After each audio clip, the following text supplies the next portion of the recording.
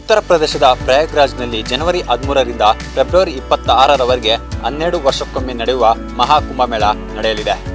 ಕುಂಭಮೇಳವನ್ನು ಪ್ರತಿ 3 ವರ್ಷಕ್ಕೊಮ್ಮೆ, ಅರ್ಧ ಕುಂಭಮೇಳವನ್ನು ಪ್ರತಿ 6 ವರ್ಷಕ್ಕೊಮ್ಮೆ ಮತ್ತು ಮಹಾಕುಂಭಮೇಳವನ್ನು ಪ್ರತಿ 12 ವರ್ಷಕ್ಕೊಮ್ಮೆ ಆಯೋಜಿಸಲಾಗುತ್ತದೆ. 2013ರಲ್ಲಿ ಕೊನೆಯ ಕುಂಭಮೇಳವನ್ನು ಆಯೋಜಿಸಲಾಗಿತ್ತು. ಈ ಬಾರಿಯ ಕುಂಭಮೇಳಕ್ಕೆ ಸಿದ್ಧತೆಗಳು ಭರದಿಂದ ಸಾಗುತ್ತಿದ್ದು, ಸಾಧು ಸಂತರು, ನಾಗಸಾಧುಗಳು, ಪಂಡಿತರು ಸೇರಿದಂತೆ ಕೋಟ್ಯಂತರ ಜನರು ಕುಂಭಮೇಳದಲ್ಲಿ ಭಾಗಿಯಾಗಲು ಆಗಮಿಸುತ್ತಿದ್ದಾರೆ. ಆದರೆ ಮಹಾಕುಂಭಮೇಳ ಹಾಗೂ ಈ ಸಾಧುಗಳಿಗೆ ಇರುವ ನಂಟೇನು ಎಂಬುದರ ಕುರಿತು ಇಲ್ಲಿದೆ ಮಾಹಿತಿ. ಪ್ರಯಾಗ್ರಾಜ್ನಲ್ಲಿ ಈಗಾಗಲೇ ಕುಂಭಮೇಳದ ತಯಾರಿ ಭರ್ಜರಿಯಾಗಿ ನಡೆಯುತ್ತಿದೆ. 12 ವರ್ಷಕ್ಕೊಮ್ಮೆ ನಡೆಯುವ ಈ ಉತ್ಸವವನ್ನು ಕಣ್ತುಂಬಿಕೊಳ್ಳಲು ವಿಶ್ವದ ಮೂಲೆ ಮೂಲೆಯಿಂದ ಜನರು ಆಗಮಿಸುತ್ತಿದ್ದಾರೆ. ಆದ್ದರಿಂದ ಇದರ ತಯಾರಿ ಕೂಡ ಅಷ್ಟೇ ಇರಬೇಕು. ಯಾವುದೇ ಸಮಸ್ಯೆ ಎದುರಾಗದಂತೆ ಕುಂಭಮೇಳದ ಸಿದ್ಧತೆಗಳನ್ನು ನಡೆಸಲಾಗುತ್ತಿದೆ.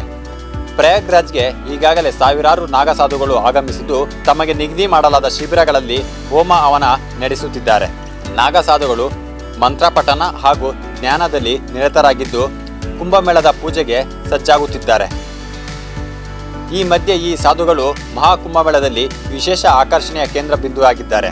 ನಾಗಸಾಧುಗಳ ಜೀವನವು ಸಾಮಾನ್ಯ ಜನರಿಂದ ಪ್ರತ್ಯೇಕವಾಗಿರುವುದರೊಂದಿಗೆ ನಿಗೂಢವಾಗಿರುತ್ತದೆ. ಲೌಕಿಕ ಭೋಗಗಳಿಂದ ದೂರವಿದ್ದು ಶಿವನ ಆರಾಧನೆಯಲ್ಲಿ ಆಳವಾಗಿ ತಲ್ಲೀನರಾಗುವ ಈ ಸಾಧುಗಳು ಹಿಮಾಲಯ, ದಟ್ಟವಾದ ಅರಣ್ಯ, ಬೆಟ್ಟ ಗುಡ್ಡಗಳಲ್ಲಿನ ಗುಹೆಗಳಲ್ಲಿ ವಾಸಿಸುವಾಗ ಅವರು ಜ್ಞಾನದಲ್ಲಿ ಮುಳುಗಿರುತ್ತಾರೆ. ಈ ಸಾಧುಗಳು ಧ್ಯಾನದಲ್ಲಿ ಮುಳುಗಿ ಯೋಗ ಮತ್ತು ಕಠಿಣ ಅಭ್ಯಾಸಗಳನ್ನು ಮುಂದುವರಿಸುತ್ತಾರೆ.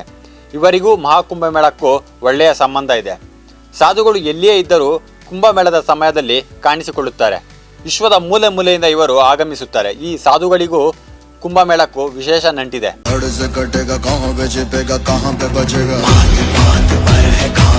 ಈ ಕುಂಭಮೇಳವನ್ನು ಯಶಸ್ವಿಯಾಗಿ ಆಯೋಜಿಸುವ ಸಲುವಾಗಿ ಉತ್ತರ ಪ್ರದೇಶ ಸರ್ಕಾರ 4 ತಾಲೂಕುಗಳನ್ನೊಳಗೊಂಡ ಮಹಾಕುಂಭ ನಗರವನ್ನು ಹೊಸ ಜಿಲ್ಲೆಯಾಗಿ ಘೋಷಿಸಿದೆ. ಈ ಬಾರಿಯ ಜನವರಿ 14ರಿಂದ ಫೆಬ್ರವರಿ 26ರವರೆಗೆ ಮಹಾಕುಂಭಮೇಳ ನಡೆಯಲಿದೆ.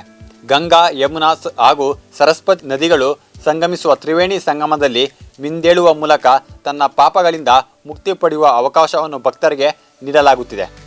12 ವರ್ಷಕ್ಕೊಮ್ಮೆ ಪ್ರಯಾಗ್ರಾಜ್, ಹರಿದ್ವಾರ, ಉಜ್ಜಯಿನಿ ಹಾಗೂ ನಾಸಿಕ್ನಲ್ಲಿ ಮಹಾಕುಂಭಮೇಳ ನಡೆಸಲಾಗುತ್ತದೆ. ಈ ಬಾರಿ ಪ್ರಯಾಗ್ರಾಜ್ನಲ್ಲಿ ಮಹಾಕುಂಭಮೇಳ ನಡೆಯಲಿದ್ದು 30ರಿಂದ 45 ನಡೆಯಲಿದೆ. ಮಹಾಕುಂಭಮೇಳಕ್ಕೆ ತನ್ನದೇ ಆದ ಪೌರಾಣಿಕ ಹಿನ್ನೆಲೆ ಇದೆ. ಮಹಾಕುಂಭಮೇಳ ಆಚರಣೆಯು ಸಮುದ್ರ ಮಂಥನದ ಕಥೆಯಿಂದ ಹುಟ್ಟಿಕೊಂಡಿದೆ ಎಂದು ನಂಬಲಾಗಿದೆ. ಪುರಾಣಗಳ ಪ್ರಕಾರ ಸಮುದ್ರ ಮಂಥನದ ಸಮಯದಲ್ಲಿ ಅಮೃತ ಮಡಿ 4 ಕಡೆ ಬಿತ್ತು.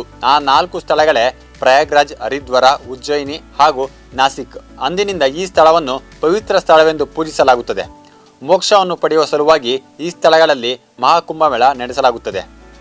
ಮಹಾಕುಂಭಮೇಳಕ್ಕೆ ಭೇಟಿ ನೀಡುವ ಯಾತ್ರಿಕರ ನಿಖರ ಸಂಖ್ಯೆಯನ್ನು ತಿಳಿದುಕೊಳ್ಳಲು ಉತ್ತರ ಪ್ರದೇಶ ಸರ್ಕಾರ AI CCTV ಕ್ಯಾಮೆರಾಗಳನ್ನು ಅಳವಡಿಸಲು ನಿರ್ಧರಿಸಲಾಗಿದೆ. ಬಹುತೇಕ ಯಾತ್ರಿಕರು ಮುಂಜಾನೆ 3ರಿಂದ ಬೆಳಿಗ್ಗೆ 7 ಗಂಟೆಯವರೆಗೆ ತೀರ್ಥಸ್ನಾನಕ್ಕೆ ತೆರಳುತ್ತಾರೆ. ಹೀಗಾಗಿ AI ಆಧಾರಿತ CC ಕ್ಯಾಮೆರಾಗಳು ಇದೇ ಸಮಯದಲ್ಲಿ ಭಕ್ತರ ಲೆಕ್ಕ ಹಾಕಿ ಪ್ರತಿ ನಿಮಿಷಕ್ಕೊಮ್ಮೆ ಪರಿಷ್ಕೃತ ಮಾಹಿತಿಯನ್ನು ಒದಗಿಸಲಿದೆ. 95% ನಿಖರತೆಯನ್ನು ಇದು ಸಾಧಿಸಲಿದೆ ಎಂದು ಉತ್ತರ ಪ್ರದೇಶ ಸರ್ಕಾರ ಪ್ರಕಟಣೆಯಲ್ಲಿ ತಿಳಿಸಿದೆ.